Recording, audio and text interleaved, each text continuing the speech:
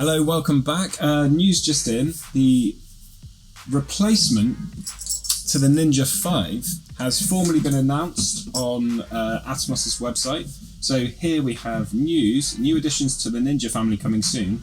And we can see here, there's a couple of new options. They've got one now that has Wi-Fi capabilities and a newer version called the Atomos Ninja V+, which is actually going to be able to record in 8K up to 30 frames per second, and also enable now 4K 120 frames per second if your camera can output that. And some of the biggest questions, because rumours of this emerged about a week ago or so, is that it would be an SDI only version, because currently if you want an SDI port you have to buy an extension that plugs in where the battery goes and enables you to have SDI out of there. But actually, according to the information we have now, it looks as though the SDI will be an optional addition again for the new versions. So on the V+, it's now going to enable 8K 30 and 4K 120p in RAW, which isn't going to be available for the standard 5. You will still get RAW over HDMI and SDI if you have the additional things in there. And a lot of people's concern is, like, should they sell their Atomos Ninja V? Should they sell their Ninja 5 now, or should they wait and upgrade? Well, when you see the price, you're going to think twice, basically, because the Ninja 5 RRP is about $600 at the moment. But the replacement is going to be $1,500. So they're not really equitable. Other news,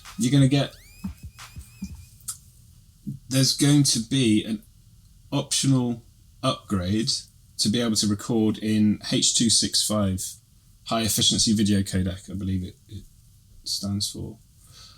And looking at this picture they've released today, it's optional for the Ninja 5 standard version. So there's going to be a $99 charge for that upgrade in order to be able to start recording in H.265, which is more laboursome on your computer, but it's higher compression. So it means that you're able to save space on your SSD storage units. But according to this diagram, again, the new 5 Plus is going to be H.265 only, which does mean that if you have an older system, you're going to struggle unless you use a proxy workflow.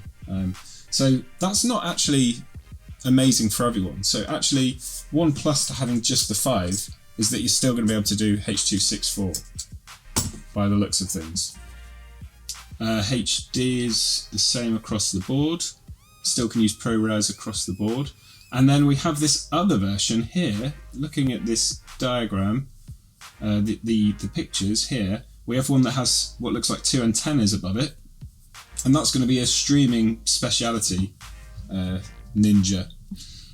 And so what that can do different, it'll have an Ethernet port, a USB-C and a Wi-Fi connection. So useful for certain instances. So that's news as well.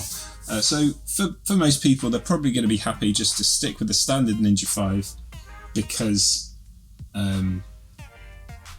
the price of the newer version is kind of prohibitive, I would say. It's almost 3 times the price. So unless you really need 4K 120 RAW, there's not going to be any need to upgrade. But if that's what you want, then fantastic. Also, it raises the question, should you just get a 7-inch monitor instead? For people that are looking at upgrading to the Ninja 5 Plus, you might just consider going for the Shogun 7. And although it at the moment doesn't record in 8K,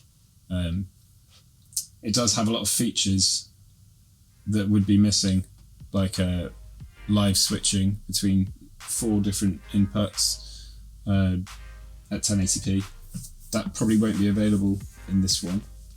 So really, it does seem like it's going to be a bit of a niche product. So I, for one, am happy to stick with my Ninja 5. Who knows what the future might hold, but for now, for that price, it's not for me. And the fact that it doesn't have SDI is probably going to be a disappointment to a lot of people, but you do have that optional extra that you can plug in to get, I believe, 12G SDI there. So the price of the new streaming version, if we take a look at their Twitter, they also announced an hour ago that the Ninja Stream 4K 60 monitor, which will do H.264 and 5 proxy recordings. You can use Wi-Fi and Ethernet, and the Wi-Fi is transmittable up to 300 meters. Live stream your stuff worldwide, no need for a PC all at once, so that's quite a cool little unit they're bringing out. That's definitely going to be useful for some people. Ninja 5s and Ninja 5 Plus having now the ability of a H.265 recording.